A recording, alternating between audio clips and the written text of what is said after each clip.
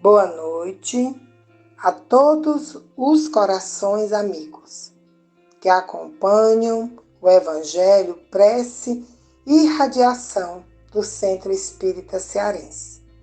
Estamos nos reunindo para orar e compreender os ensinamentos do Cristo, Jesus. E como ele nos disse, estarei convosco até o fim dos séculos. E assim nós seguimos confiantes e vibrando para que a nossa fé seja renovada e que nos fortaleça para vencer a violência, o desamor e o egoísmo. Com a certeza que a paz, o amor e a fraternidade serão construídos nas relações entre as pessoas e estabelecendo uma boa sintonia através da boa espiritualidade com o nosso Mestre Jesus. Que diante de um coração mais calmo, conhecedor da importância de amar e de preservar a paz e a fraternidade, pedimos que possamos perdoar nossos desafetos e principalmente nos auto-perdoar. Fiquemos todos com a sintonia dos nossos anjos guardiões. Que assim seja. Leitura do Evangelho segundo o Espiritismo, capítulo 12. Instruções dos Espíritos. O duelo. Item 16. Nota.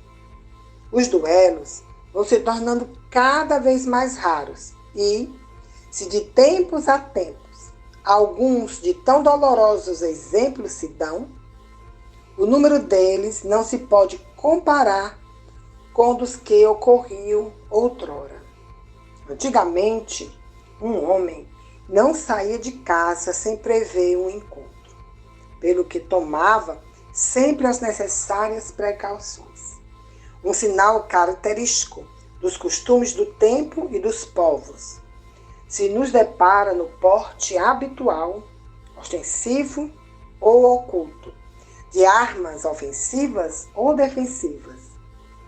A abolição de semelhante uso demonstra o abrandamento dos costumes e é curioso acompanhar-lhes a gradação desde a época em que cavaleiros só cavalgavam bardados de ferro e armados de lança, até a em que uma simples espada à cinta constituía mais um adorno e um acessório do brasão do que uma arma de agressão.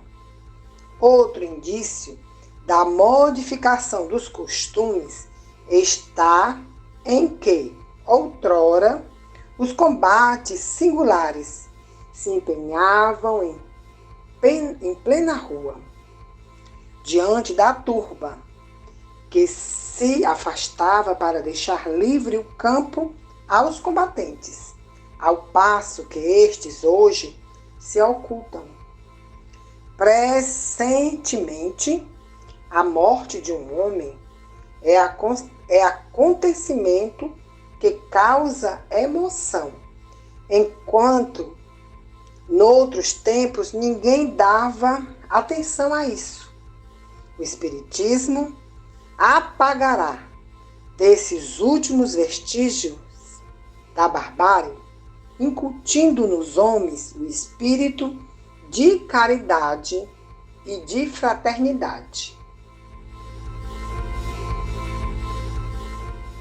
Caríssimos irmãos, percebamos no Evangelho de hoje, no item 16, que Allan Kardec escreveu que já no seu tempo os duelos já estavam se tornando mais raros.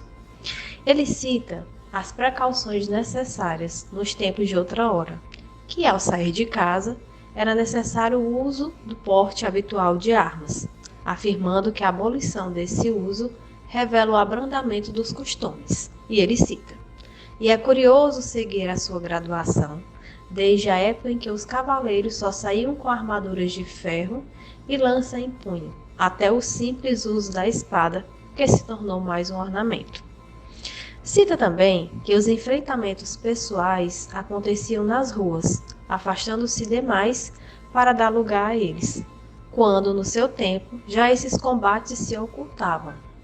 Também não se dava atenção à morte de um homem dessa maneira, como nos tempos modernos, provocando comoção. Ele conclui com a frase: o Espiritismo extinguirá esses derradeiros vestígios da barbárie, ao inculcar nos homens o senso de caridade e da fraternidade. Por isso, é preciso que os espíritas, nós, divulguem essa doutrina, que veio auxiliar o desenvolvimento moral da humanidade, através dos recursos de mídia, de um bom trabalho nas sociedades espíritas, oferecendo estudos e práticas para todas as idades, mas, principalmente, através da vivência dos ensinos de Jesus, dando bons exemplos de espírita que sabe quem é, de onde veio e o que é que veio fazer e ainda para onde vai. Ao espírita muito será pedido, pelo muito que ele recebe, pela fé raciocinada que ele mostra, sem dúvidas, além de tudo isso, a necessidade do perdão e do amor ao próximo. Esse conhecimento, essa fé, levando a um progresso moral, lhe dá também a responsabilidade de agir segundo ela, não podendo mais alegar ignorância das leis divinas. Caríssimos irmãos, e agora, após esse evangelho, com o nosso coração grato e reconfortado pelas palavras e ensinamentos desse evangelho, pedimos auxílio à corrente médica de Dr. Bezerra de Menezes e também dos anjos e espíritos mensageiros que coloquem nesta água o remédio necessário para a cura e restabelecimento da nossa saúde, seja do nosso corpo físico, do nosso espírito, do nosso psicológico, que ao tomá-la possamos nos encher de coragem, de fé e perseverança no caminho do bem e na prática dos ensinamentos do nosso Mestre amado Jesus. Que assim seja.